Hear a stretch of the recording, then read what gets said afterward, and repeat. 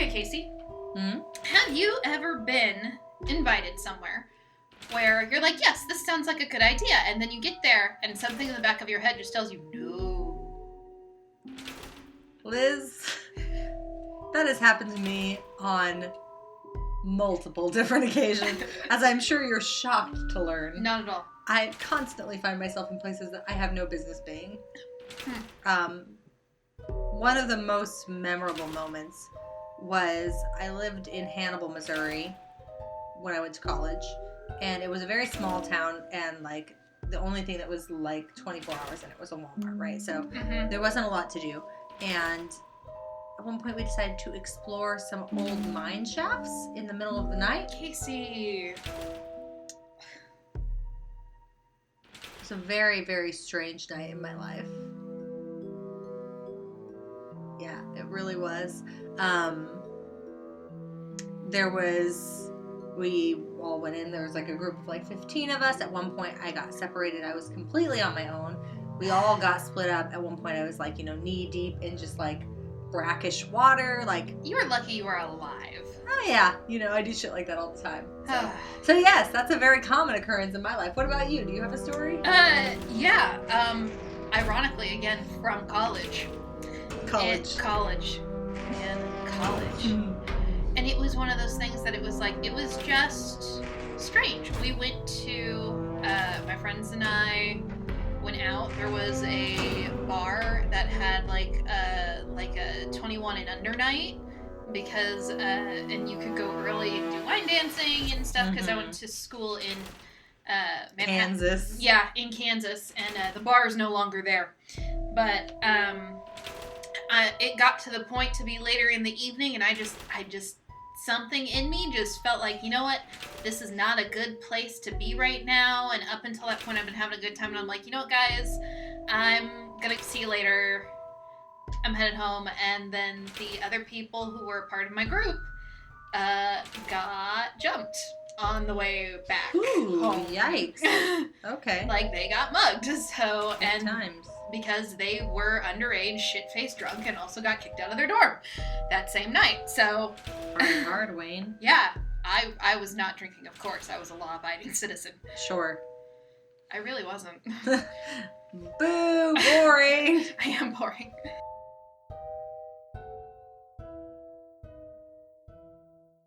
Welcome to This Is Lit, a podcast where we drink and talk about our favorite books. I'm Elizabeth. And I'm Casey. So raise a glass and let's get started. Okay, Liz, what are you drinking today? I am drinking caffeine-free Diet Coke. The worst possible Coke. Well, it's better than no Diet Coke at all. I'm drinking Canyon Road's Cabernet Sauvignon. Cabernet Sauvignon. That's what I said. Sure. I combined the... Oh my god. That bottle was full an hour ago. What? It's fine. And we are reading... And it's a twist top. It is a twist top. Hashtag it's a twist top. And we are discussing David Mitchell's book, Slade House. Yes. David Mitchell, you probably know him for writing Cloud Atlas, which then became a very bizarre movie that was packed with A-list celebrities. But this novel is a very, very short novel. Yeah, it's pretty short. It swings in at about 230 pages, and it is a gothic horror novel about a house called the Slade House. Yes. In the middle of London. And it spans 5 decades? It starts in the decades? 70s, 80s, 90s, 4 decades. Yeah, 4 decades. Yeah, 70s? Yeah, the book starts in 1979. And the last... And the last one is 2015. Yeah. So yeah, about 4 to 5 decades. Yeah. The book, each section of the book is split up by the decade that it happens in. Yes. Specifically, each section of the book is 9 years apart. And is written in first-person point of view, from the point of view of... the visitor. The person who is visiting Slade House. The guest to Slade House. Oh, gosh. Which, when I first started reading, kind of turned me off. Well, I think our first guest, Nathan Bishop, is on the spectrum. Yeah. But that wasn't what turned me off so much. It's when I see first-person point of view in a novel, I get kind of hesitant about it. I'm not super fan. Like, I don't want to say across the board that I dislike novels from the first-person point of view. But initially, I was like, I'm not into this. But the first person that we deal with in 1979 is a young boy named Nathan Bishop, who does appear to be on the spectrum. He talks several times about having a counselor at his school who helps him work on understanding the facial expressions other people make. Yes. Which is a pretty standard trait of autistic children. Yes. Not being able to interpret the emotion in someone's face. He also speaks inappropriately about things several times. And his mother is not very patient with him. No. Her name is Rita, and she is a violinist. A pianist. She's a musician. She's a musician, and she has been invited by her friend, Lady Greer, to the Slade House to meet a violinist and to perform with some other musicians. Yes, and the only person, well, not the only person, the only way to get into Slade House, or the way they get into it, is through this small iron door in Slade Alley. In Slade Alley. The main locations in this novel are Slade Alley, the Fox and Hound Pub. And Slade House itself. Yes. So the Fox and Hound Pub is just down the street from Slade Alley, and then you go into Slade Alley, and there is a small door about 4.5 feet tall. Yeah, you have to duck to get into it. And the door only seems to open under pressure from certain people. Yes.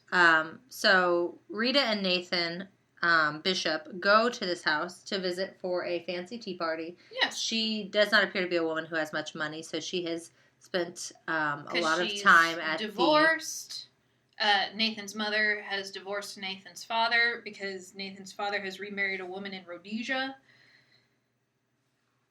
And so she's got her son dressed in nice clothing that she got from essentially the thrift store, yes, the Goodwill. But they are not well off. And his mom has her hair up with the silver fox pin. She's got a silver fox pin in her hair.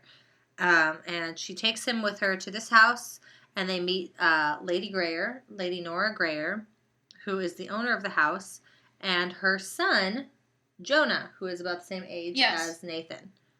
And Lady Greer and Rita Bishop go into the house to perform some music together along with another very acclaimed virtuoso violinist. And Nathan is left outside to play with Jonah. And this is when Nathan kind of starts realizing things aren't quite what they seem. Jonah's a very odd child. Yes. He says some weird things about, existence and about, opinions and the way things work. He seems to have kind of a different perspective on things. Yeah. But Nathan is also, again, very unusual kid, probably somewhere on the spectrum. So he and Jonah seem to get along pretty well. And they play a game, and Nathan starts seeing things. He's worried about it, but he prescribes it to the Valium that he took that he stole from his mother. Mm-hmm. And he's playing this game in this garden, and he's running around, and suddenly he's at his father's house in Rhodesia, and he's like, I don't remember how I got here, and they're like, oh yeah, you totally did this, and he's like, oh, okay, and Nathan's stepmother makes him a bacon sandwich and some coffee, and then suddenly everything disappears. And Nathan is left in this room, unable to move, with a candle and a moth and a mirror and twins. A pair of twins. Which this book did not make me feel much better about having twins of my own. Thank you very much. Yeah, the antagonists of this book are a pair of twins named Jonah and Nora Greer. And they, in this first section of the book, the 1979 section, they basically paralyze Nathan psychically so he cannot move or breathe. And then they extract his soul and gobble it down like a pair of fucking dementors. To maintain their youth. Basically, they are essentially some sort of warlocks who have developed the ability to live immortal lives, but only if they Yes. feed on human souls. Every 9 years. Every 9 years. And these human souls have to be special souls. They have to be the souls of people who have some latent psychic ability. Yes. So Nathan is their first victim. And literally the first section does not explain anything about this. No. Like, Nathan plays games with Jonah, the child, sees a nightmare dog, and then... because he was attacked by a dog once when he was younger. He was young. And then he sees his own soul pulled from his body and eaten by the Greyer twins. And which is interesting because he's like, he sees himself in the mirror, he sees his soul go out, he sees his soul eaten, and then he is no longer in the mirror. This ascribes to the old superstition that mirrors, since they were made originally with silver backing, since it's a pure element, it reflects your soul and not your physical form. So that's why vampires don't have reflection. So if your soul is gone, you wouldn't have a reflection in a mirror. So, that's just like the first 36 pages of the novel. Yeah. And so now we've kind of got the establishing pattern. So then at this point, when we got into the second story, I started looking to see what was the same. Yes. So I went back and reread Nathan's part, so I knew what to look for in the second part. Like the jogger in the orange suit. Yeah, I picked up on that right away. The second section of the novel, it's split into 5 sections. Yes. The second section of the novel takes place in 1988. Yes, with Detective Inspector Gordon Edmonds. Gordon Edmonds is a police officer. Yes. And a piece of shit. He's not a nice man. He's not a nice man. While I felt some sort of kinship to Nathan Bishop and I felt sorry for him and what he was going through, I didn't really feel any kind of pity for Gordon. Gordon Edmonds is one of those hard-boiled detective womanizer people that you would typically see in something like the Maltese Falcon. Yeah, but he's a conservative. He's kind of racist. He's definitely sexist. Oh yeah, definitely. He says several off-color things about his ex-wife and her quote, god-awful pinko tree-hugging relatives right off the bat. So you immediately know he's not a super pleasant guy, but he thinks pretty highly of himself. Yes. And he ends up at Slade House. Yes, because they get a lead from... Mr. Pink. Frank Pink, right? Frank Pink. Frank Pink was Fred Pink. Was a...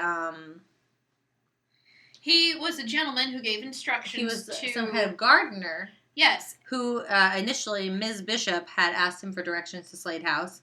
He had not known.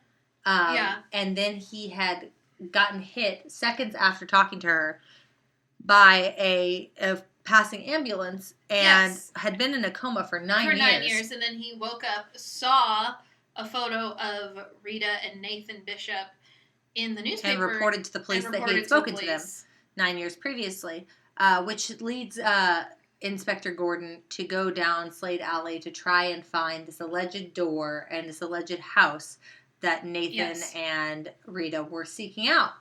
Yeah, and so he finds this little iron door in the middle of the wall and meets Chloe, who talks... Chloe Chetwin. Yes. Who is a young widow who now owns Slade House. Yes. And lives there alone.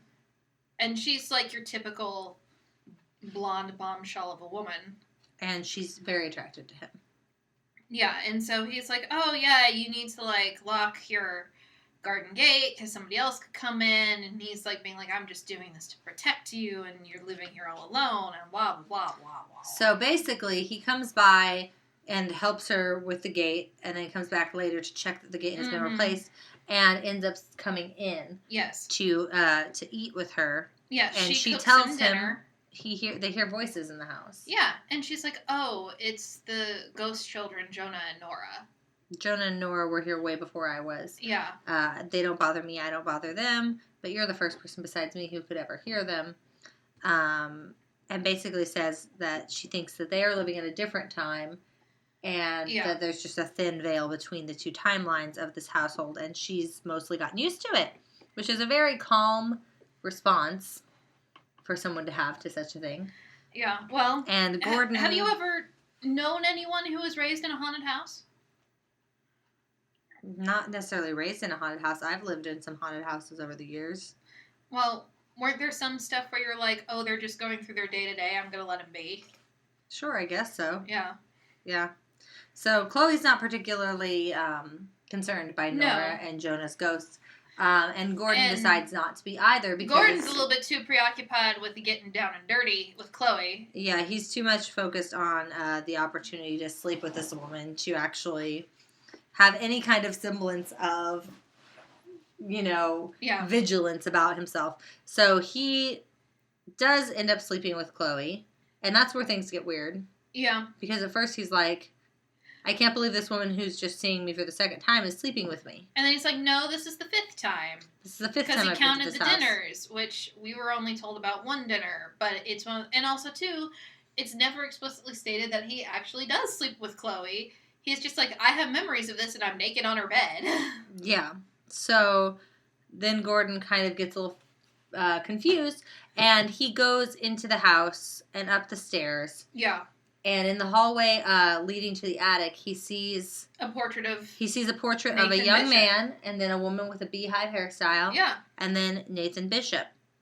And immediately beyond the portrait of Nathan Bishop is a portrait of Gordon himself. As he is in that moment. With no eyes. He's wearing a brown dressing gown that he picked up off of the bed, and he has no eyes.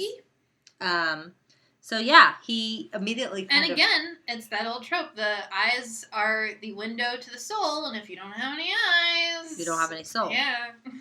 So Gordon is kind of panicked by this, and he goes into the attic to try and find Chloe. He instead finds Rita Bishop locked in the attic. And he immediately goes about helping her to escape. Yes. Turns out she is not, in fact, Rita Bishop. Before the hallucination turns into... He is in this attic with Nora and Jonah Grayer. And he cannot move. And it's breathe. The same situation. There is the candle, there is the moth, there is the mirror. And Jonah plays with his food.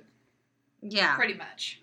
Well, Jonah has several things to say about Nora sleeping with him to get him to stay in the house. And Nora says, I made him hallucinate to sleep with him. Besides, you slept with that hairdresser. To get her to stay in the house. And Nora is somewhat preoccupied with the way things could go wrong. That their whole plan is based on luck and chance is what keeps them going. She's like, we have to have the luck that we do find somebody with this latent psychic ability. They talk about the lacuna. Yes. They talk about the orison and the operandi and banjaxes. But none of these words mean anything to us. No, we don't know what it means. Lacuna, orison, operandi, banjax. None of that makes sense to Gordon or to the reader. Yeah. And then Gordon is begging. He can't speak, he can't breathe, but he can psychically communicate with them. And he begs Jonah to let him go. And Jonah says... And he starts reciting the Lord's Prayer. If you can recite the Lord's Prayer perfectly from memory, I will let you go. And he attempts to do so.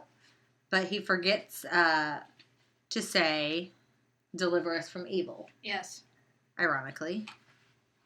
And they consume his soul, much in the same way that they consume the soul of Nathan Bishop. And this is when, since I've had two...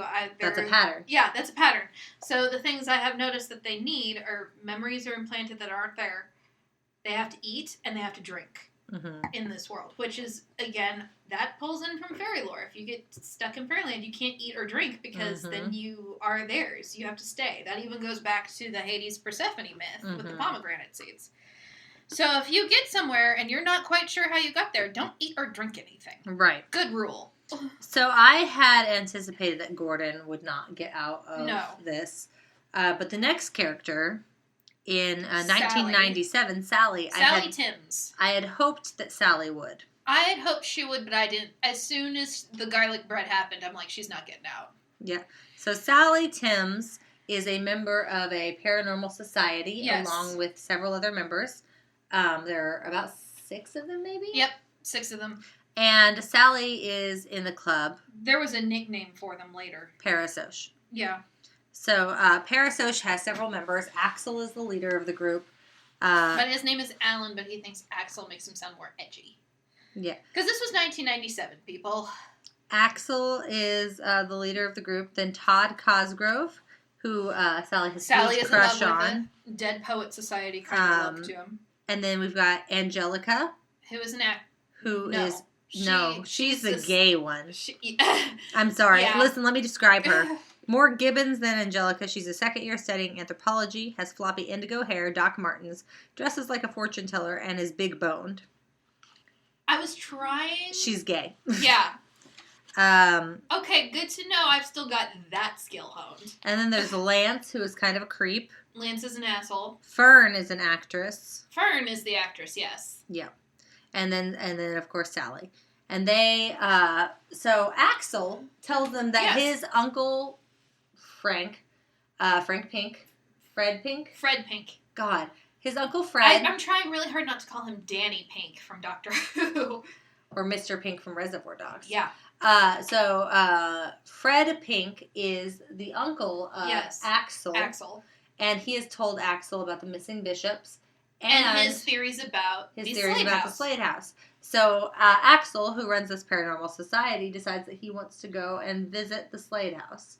So he gathers up his friends. He tells them the stories. This reminds me so much of the Ghost Facers episode of Supernatural. Where it's like, they're like, let's go check out this house. And it's supposed to be the most haunted house in the world. And then they get there and it's actually haunted and they freak out. And they're like, wait, what? It's like Ghost Facers or what's the BuzzFeed series? BuzzFeed Unsolved? Yes. Yeah. Those two boys. They do the same kind of shit. Yeah. So this group of kids goes out here to Slade Alley and they go up and down the alley several times. Then the door appears and they find it and they can't get it open. Yeah. Axel tries, Angelica tries, Fern tries. They can't get the door open. And then Sally pushes on the door. And it opens. And it swings right open. Into a college frat Halloween party. Yeah. Which they're all pretty embarrassed by. Because the thing is, Axel had thought that this house had never been seen. It was supposed to have been bombed out of existence in the 1940s. And here it is. With a bunch of kids dressed as, Marge Simpson and the Wicked Witch of the West. Yeah. Running around the lawn, drinking, and having a gay old time. Yes. And so Axel is upset and he leaves. Sally doesn't see him again. Yeah. But the rest of them figure, well, it looks like a pretty dope party. It appears Axel leaves. Yeah. Well, Axel, separates from the group. Yeah. And, Sally and the rest decide they might as well stay at this dope-ass party. Yeah. And go into the Slade House. And Sally uses this as an opportunity to talk to Todd, who she has this huge crush been crushing on. And Todd seems interested in her, too. And they get some garlic bread from one of the other students in the house who just made it in the oven. And they sit down and have a chat for a while. And then Todd says he's going to go off to the bathroom. And leaves Sally alone. And then she eats a hash brownie. Yeah. Well, in theory. There are 2 piles of brownies, one labeled hash brownies and one labeled non-hash brownies. And she grabs a non-hash brownie. Somebody said they've switched the signs. And she starts to see some weird shit. Yeah. She goes upstairs and sits down on a couch, and there is a naked man in a brown bathrobe sitting on the couch. Yeah. And he says that he's found a weapon. Yeah. He's found a weapon in the spaces in between. And he hands her the hairpin with the silver fox hairpin. Which, if you'll remember, belonged to Rita Bishop. Yes. So now that she's got this silver fox hairpin, Sally almost leaves. Yeah. She's freaked out enough that she's like, very I'm gonna freaked go. out, and she sees the portraits on the wall, including her own, and she decides that she's going to go, and so the door is there. And she almost goes back through it into Slade Alley. But then Todd appears. Is that right? No, the Wicked Witch of the West, who was a friend of Fern, shows up earlier and is like, what door? And the door disappears. Yes. She stalled her just long enough. Fern's friend, the Wicked Witch of the West, distracts her. And Sally pulls back from the door. But Todd does show up, say something's weird is going on, and puts a pig mask over her head. And this is after they watch the TV, and it says that she's been missing for 5 days. And she's like, I'm not missing, I'm right here. So it's also not been 5 days. Yeah. she's like, it's been a couple of hours. Todd's waiting for me in the kitchen. And so she puts on a pig mask to kind of hide her face, and Todd grabs her and is like, something weird is going on here. They want you. Everybody is lost. Just cut your losses and get out of here. And so Todd takes her on a harrowing escapade back to the door, only to find out that's not Todd and that's not the door. Yeah, Todd has been possessed by Jonah Grayer. Yes. Who used him to get Sally to come to this place, essentially. Yeah. And Sally has already eaten at the house, and she is paralyzed. Drank. And so she's frozen, and she watches as they consume her soul. And she says, she's like, one day somebody's going to get you. Somebody's going to stop you. Somebody's going to stop you. And then she dies. Now, the thing is, these people who die in the Slade House who have their souls consumed aren't able to go on to a restful afterlife. The other members of her group who were killed in the Slade House do get to move on, but Sally does not, because her soul is being used to power her soul is being used to power whatever this weird time pocket is every 9 years. Mm-hmm. And so her energy is consumed slowly throughout the 9 years while everybody else gets to move on. The next section happens in 2006, 9 years later. Yes. And the narrator is Freya. Sally's sister. Sally's older sister.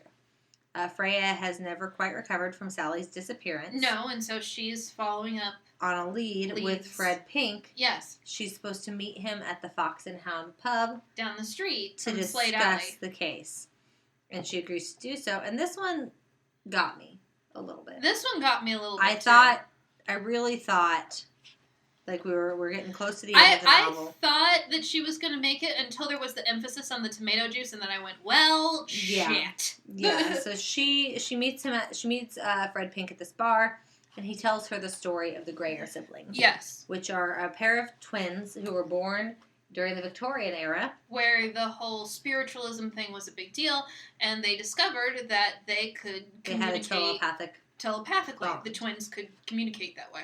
And so they were sent off by their guardian. They were going to live with a man who was going to take them to a spiritualist who could teach them more abilities. And so as they grew up, they learned more abilities. In addition to telepathy, they also learned mind control. Mind control, how to project how to read other people's minds, how to project illusions. And then they decided to retire from the public life. After they've been traveling the world and they decided earning money. To create for themselves what was called an orison. Yes. An orison being a bubble in time-space that has not changed or moved on. Time is frozen in this little bubble. It's almost like a pocket universe of some kind. And within the orison, there is what's called the lacuna. Yes. Which is a space where their bodies are kept preserved. Their original birth bodies are kept preserved. And as long as their birth bodies are alive, they continue to live. But in order to keep the lacuna working, they have to feed on the souls of psychics. Yes. Once every 9 years. And that's what keeps their... that's what keeps them immortal. What's the word they use, though? The operandi. Yes. The operandi is the process through which they take the souls. Yes. But you can only take a soul once they have ingested the banjax. Yes. Which can be put into food or drink. But the food or drink has to be taken willingly. Yes. And that paralyzes the visitor to the house. Stops their breathing. And then they are able to extract the soul of that person and consume it. Because the soul will only come out a moment before death. So they're able to extract the soul and use it to continue on the operandi, which then keeps the orison and the lacuna standing. Yes. And Fred Pink tells Freya all of this. And meanwhile, Freya's phone is going off because he's like, just give me until 9. And she's like, okay, fine, you have until 9. And her girlfriend keeps texting her and is like, where are you? It's almost 3 a.m. The last train to London left at midnight. Are you staying there? Hey, we have to go to that wedding today. At which point she realizes that she is not in the Fox and Hound pub. She is in Slade House. She is in Slade House. And the cashews that she bought at the bar at 8 were the banjacks. Cashews and she's now and the tonic club water. soda. Yeah. Yeah. And so she is about to have her soul consumed by the twins. Yeah. When the spirit of her younger sister Sally appears and stabs brandishing Jonah. The fox hairpin and stabs Jonah in the neck with it. And so Freya's soul escapes. Yeah, Freya's soul escapes and is allowed to move on. But that also means that the Greyer twins did not eat in this 9th year. No. So the last time they have to wait 9 more years. So the last time they had fed was Sally Timms, 18 years previous to 2015. Where, in which point, this is when the book changes. Instead of being from the point of view of the guest, it is from the point of view of Nora Greyer. And this is when you know shit goes down. Mm-hmm. Because the perspective has changed. So Nora Greyer is possessing the body of a teenage boy who calls himself Bombadil. Yes. Which was an interesting choice. I thought it was an interesting reference, yes. Yeah, so Tom Bombadil within the Lord of the Rings series is the eldest, the firstborn of Middle-earth. Yes. He is a very, very powerful Fae-type creature that you never get a full understanding of. And he's never affected by the power of the ring. He's not affected by the power of the ring, and he chooses to live in the woods with his wife Goldberry and not involve himself in the plight of mortals. He be chill. So this teenage boy calls himself Bombadil. He is being possessed by Nora, who has to go out and draw in their next victim. Yes. Because Jonah is very badly injured after the previous year. And he cannot heal unless they get another soul to feed on.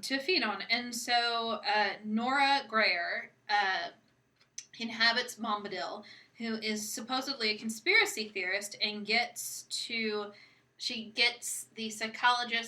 former psychologist of Fred Pink, who is Dr. Iris Marinius Fenby. She tells him to just call her Marinius. Yes. Marinius is a psychologist who worked with Fred Pink before he died. Yes. And she is curious about the potential idea that instead of her patients being crazy, that there is some sort of orison, some sort of alternate dimension in which they maybe experience things. And so Bombadil, air quotes, uses this to her advantage to lure Marinus into the garden at Slade House. So Marinius is already different from the others in that she is very scientifically minded and exceptionally so. And very level-headed about all this. She hesitates to go into the yard. Once she goes into the yard, she hesitates to go into the house. Yes. They try to get her to eat strawberries outside of the house, and she even says, in the old tales, if you eat the food, you're stuck there. So she won't eat it, which worries Nora. Yeah. Especially because Jonah is the one holding together the orison. And and he's injured, and he's having trouble. Well. The trees are losing their colors. It reminds me a lot of Coraline, when the beldam is losing the game and the world is starting to fall apart around her. Yeah. Yeah. The world is kind of starting to fall apart at the edges. The trees are losing their colors. The house is rusty and shaky. Yeah. And they're losing power. They're losing the ability to hold the orison together because they haven't had anything to eat in 18 years. So Marianus goes into the house with them. She's drawn up the stairs because Jonah uses the voice of Fred Pink to call out for help. Mm-hmm. And when she comes upstairs, they create an illusion that she has been in a car accident and she's in the hospital. Doctors or hospital. And so they're trying to give her medication. Yeah. And Parsemitol. Then at the last minute, they're trying to do the ceremony, and then at the last minute, she refuses to take the Parsemitol. Yeah. And she says, why would I take any kind of food from soul vampires like you? And Nora and Jonah are kind of shocked by this, that she knows who they are. A horologist, an immortal reincarnated as opposed to the shaded way, which the twins are using. Mm-hmm. And her way is basically, she's like, look, I'm a soldier, we're reincarnated every time, to stop people like you, because this whole cycle is unnatural. And you're killing people who have Yeah. lives and families and taking them out of their lives so that you can live longer. Yes. I'm forced to be immortal because of who I am, but you are creating immortality for yourself at the cost to others. And she goads them. Jonah attacks her. And she kills Jonah. She kills Jonah very quickly. It happens very quickly. And Nora is basically incandescent with rage. Yeah. Nora is like, okay, I have to, fight against the grief of losing my brother. Yes. I also have to defeat this woman. But Marianus takes the candlestick. Yes. And smashes the mirror. And Nora begins to age rapidly. Because there is a crack in the wall between Slade House and the real world. Yes. And that crack... And time starts seeping in. Type is started to seep in. So and this house doesn't exist anymore. It's destroyed. So time's catching up with her. It was destroyed in the 1940s. So Nora starts to age. Her mind starts to decay. And she... Until Nora is nothing left but a soul drifting away. And the book ends with Marianus leaving, escaping from Slade House as it collapses. Yes. And with Nora's soul finding her way into... An unborn baby.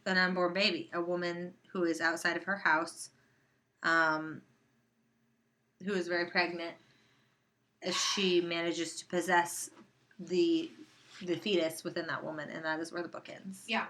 With her swearing her vengeance on Marianus and taking over the new life of this fetus. And that is Slade House. As a woman who is pregnant, that's not a comforting ending to me. It's very Rosemary's Baby. It is very Rosemary's Baby. Because the things I do like about this book are that it does pull on kind of the ancient tropes of like don't drink the Kool-Aid, don't eat or drink, and it's that kind of reminds me very much of a fairy world where it's like don't eat or drink the food. The whole stealing souls to survive things reminds me of the old fairy tale of the Beldam or La Belle Dame. I liked all the kind of old things it pulled from. It also reminds me a lot of this one. I'm not a big person for scary movies, but I have seen this one. It's called The Skeleton Key. Yep. With Kate Hudson in it. Yep. And it's about like that whole voodoo switching bodies, so your soul switching bodies, so the occupants become immortal, kind of. Essentially, thing. Yeah. And this does pull on a lot of interesting tropes for me that I do kind of like seeing pulled in and twisted into a horror genre, because I would say this is a horror book. Yeah, I would say so. Which is not normally my type. Yeah. The thing for me is that the concept here is very interesting. Yes. And the repeating patterns, being able to find things, because like you said, I had noticed immediately there was a man in an orange and black windbreaker in each scenario, and he turned out to be a human who they had, I guess, were paying to be on their payroll and essentially assist them in bringing people into the house. And the concept that only people with a psychic ability would be sufficient for feeding on. Yeah. Like, these are all very interesting concepts. But where the book really shines, interestingly, is in the personal lives of the characters who are consumed. This book is almost like 5 different short stories. They're like put vignettes. Together. Yeah. It's not... Mostly when you get a book that are from multiple characters' different points of view, it's something like Game of Thrones or the Everything Box, where it bounces from person within to person, the same timeline. And they're all going to come together at the end. Right. And that's not the case here. No, it's just watching one victim after another go through the Slade House. And as a reader, that can also be infuriating, because by the third one, you've noticed the patterns, and you're like, don't do that, you stupid person! But they don't have the benefit of knowing what the patterns are. Exactly. And I would argue that's almost written more like a horror movie than like a novel. It definitely is written like a horror movie. Because in a horror movie, same thing. You see a bunch of different people go through the same steps and make the same mistakes, and because they don't have the benefit of knowing the pattern and knowing how to avoid what costs the person before them their lives. So it is written more like a horror film almost. And, you know, each of these characters had rich personal lives. Like you start with this autistic, preteen. And he was the one that was kind of the least connected, the one that probably nobody would... Their first two victims, they chose pretty well. Well, the first two within the context of the story. Yeah. The first two within the context of the story. Because this starts in 1979. That's true. But the fact of the matter is they have been using Slade House in this way. They've been having their orison here since 1932. Yeah. Which means that there were at least, 4 other victims that we don't hear about. Like, this is only telling us about halfway in. They've been doing this for 100 years. You mentioned. The hairdresser, the man with the slicked back hair. Yeah.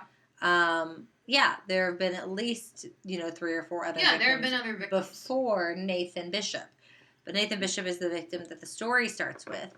And again, this is a thing of, and it kind of is an interesting subversion of the whole horror movie trope. Because I mentioned I watched Scream recently. I mentioned that on our last Tipsy Trips video.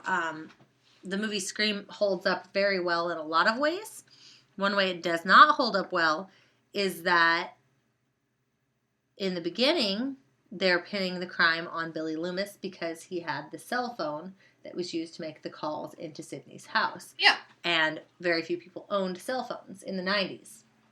Yeah, that's not a problem now. But now most people don't have a landline. Now that's not a problem. And this book exactly does that. The reason that Marianus was able to find Slade House and get rid of Jonah and, for some part of time, Nora, is because when they emptied out the things that had been left behind, what Freya had left behind was a tape recording with all of the information on it. Yes. Little things fall through the cracks. The Greyers. Now, in years previous, like I imagine in the 1940s, they didn't have to contend with people leaving behind evidence because there was not as much evidence to leave. But by 2015, a tape recording explaining how the entire thing works. A cell phone, a video, something. That's something, and that's why they were defeated, is because time was marching on, but they were still using the same methods and operandi that they had used for the 100 years previous, even though they were no longer effective in a modern society. Yeah. And Nora had said this several times to Jonah, that we are not keeping up with the times. If we don't change our method of doing these things, then we're going to be defeated. And he thought she was being ridiculous. He thought she was being overzealous and ridiculous and complaining about it too much, in much the same way that most siblings argue with each other about these things. But the fact of the matter was, she was correct, and that's ultimately was their downfall, was the advent of this technology. So that's kind of a nice subversion from horror movies where you're like, why don't you just get on your cell phone and call for help? Yeah. Or why don't you, use your Google map to find a way out of here and leave? Yeah. It's like the suspension of disbelief that is required in a horror movie in the modern times is so high because of the amount of technology we have that can help us out of sticky situations. Yeah. But Slade House kind of subverts that by making technology the thing that ultimately brings about the defeat of Jonah and Nora Greyer. Yeah. The thing that this book really kind of made me think about, too, is the whole idea of immortality. And, it's like... the only two certainties in life are death and taxes. Sure. So it's one of those things that it's like, it people do have to face their own mortality. Mm-hmm. These two obviously looked into the eye of their own mortality, said, forget that, we want to be immortal, here's a way for us to be immortal. And I don't know if I would want to be immortal. That's the question, isn't it? It's like, immortality seems like a good bit on paper. On paper. But if you start to think about it, if you're immortal and your friends and loved ones are not, then you're just going to be very lonely. Like Nora and Jonah have each other. Yeah. So, you're going to have to watch everybody you have ever cared about die. So for Nora and Jonah, like, this was not a concern because the only people they cared about were each other. But, like... Which I think is really interesting, too, going back to the Shades of London. Sid and Sadie, the other creepy twins, also are vying for immortality because they have each other. Right. So, like, immortality only has value as long as you have someone to share it with. So do you think Nora is going to try and continue to be immortal now that Jonah's gone? I mean, clearly the whole reason she's hanging on is for revenge. Right. I don't think Nora's interested in being immortal anymore. I think Nora is interested in getting revenge. Although Nora did say that the fact that she did not jump into the fight with Jonah whenever he attacked Marianus perhaps suggests that she loves her own survival more than her brother. Yeah. I don't know how true that is. Because, again, immortality sounds great until you think about the context of losing everyone you love. And even if you take the time to open yourself up to new people, eventually you're going to lose them, too. They're going to die. I mean, they even talked about this in Stolen Century, in the Adventure Zone with Taco, where he kind of has a little depressive episode. Right, Taco in the Adventure Zone, he says everyone else is dust. He can't form meaningful relationships with other people because he knows they're not going to last, and he's gotten tired of trying. Yeah. He's tired of the heartbreak. And I feel like that's what immortality would be. Like, obviously I don't want to die, but I don't want to live forever if it means I'm going to be by myself. Yeah. And, like, immortality, and, like, again, with Jonah and Nora, like, in addition to only having each other and losing everyone else, they're also having to actively hurt other people to continue it. Like, and that would not be something I could do. If I have to hurt other people to maintain my immortality, I'm going to be like, no. It's not worth it to me. No, it's not. Like, you'd have to be so far out of your own mind to be willing to do that. Yeah, I've told Paul he's not allowed to die first. Yeah, it's interesting because, like, immortality is very much a thing that sounds good on paper. But immortality is kind of a crapshoot whenever you're the only one who is benefiting from it. Exactly. Imagine how many dogs you would have. Oh. Nope, not worth it. Not worth it to watch my boys die. Nope. So, Slade House is, it's definitely interesting. It's definitely interesting to see the different personalities. Like, again, first character is an autistic teenager. The second character is a detective who's past his prime and who is a little bit too racist for anyone's taste. Third character is a woman who has a very low self-esteem but seems to be pretty intelligent. Yeah. The fourth is her sister, who is a reporter with a and lot of intelligence smart. And a lot of guilt about how she treated her sister. Yeah. And then the last character, Mariana, we don't really know a lot about her. Just what she presented, which was a PhD and, a lot of intelligence. And half of what we saw of her was acting. Yeah, exactly. So it is interesting to see the lives of all these characters, but the disconnect between the characters makes it hard to create a full novel, I think. Yes. So for me, it was an okay story. I enjoyed it, and I enjoyed, like, watching and trying to find the patterns. But it's not the best horror story I've ever read. I'm not a big horror fan myself. Just because, especially, like, with horror movies, horror books I can handle a little bit better as long as they're not super gory. No jump scares in a horror book. No jump scares in a horror book. Which I don't mind. But, like, we grew up in the era of horror turning to be gore for gore's sake because Saw became popular. And I'm not there for that. No, I don't like gore either. No. I'll do psychological thrillers. That's probably the closest I really get to horror. Right. So yeah, this was an interesting book for me. I never really felt bored by it. But it's also one that I'm like... It's so short, it's hard to get bored. Yeah. It's so short, it's hard to get bored. And then you're always... You're reading basically a bunch of short stories. Continuously. And so how many bottles would you give it? I think I'd give it 2.5. Like, I enjoyed it, but I wouldn't read it again. Yeah. I have Allie would really like this book. Yeah, I would give it 3. It's, like, right in the middle, just an average. Yeah, right in the middle. Like, the writing style was well done. It's a little less than middle for me. I'm not exactly a fan of the first-person point of view. Yeah. I also think it would have been very interesting. I had this thought because the The second to last section is titled Oink Oink? You Dark Horse You, right?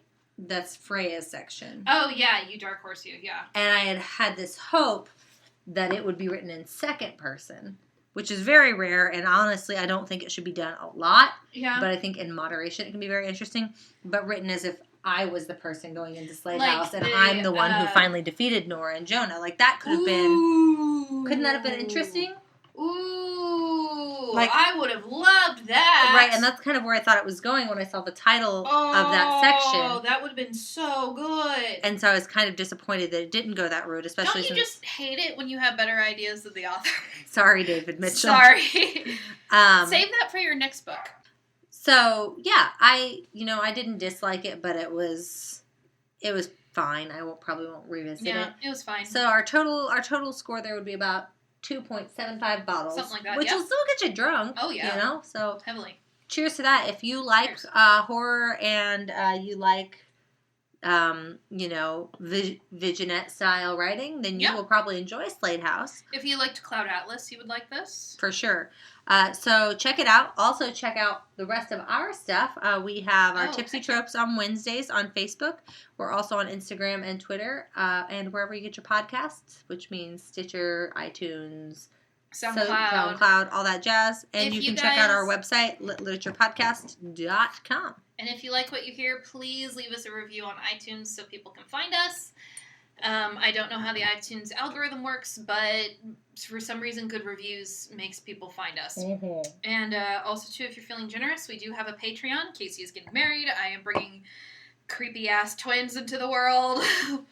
Hey. Hopefully they're not that creepy. We'll take as much help as we can get. Thank you guys so much for listening, and we will see you in our next episode. That will be Harry Potter and the Half-Blood Prince, which will be coming up in a few weeks. I can't believe we're almost done with Harry Potter. I know, yeah. Our last book of the year will be Harry Potter and the Deathly Hallows. We haven't decided what our first December book will be yet, but we'll let you know as soon as we know. Yep. Thanks so much for listening. We'll see you next time. Cheers. Cheers. Thank you for listening to our podcast. For more information, visit us at litliteraturePodcast.com or check out our Facebook, Twitter, and Instagram pages. And remember, too much work and no vacation deserves at least a small libation. Cheers!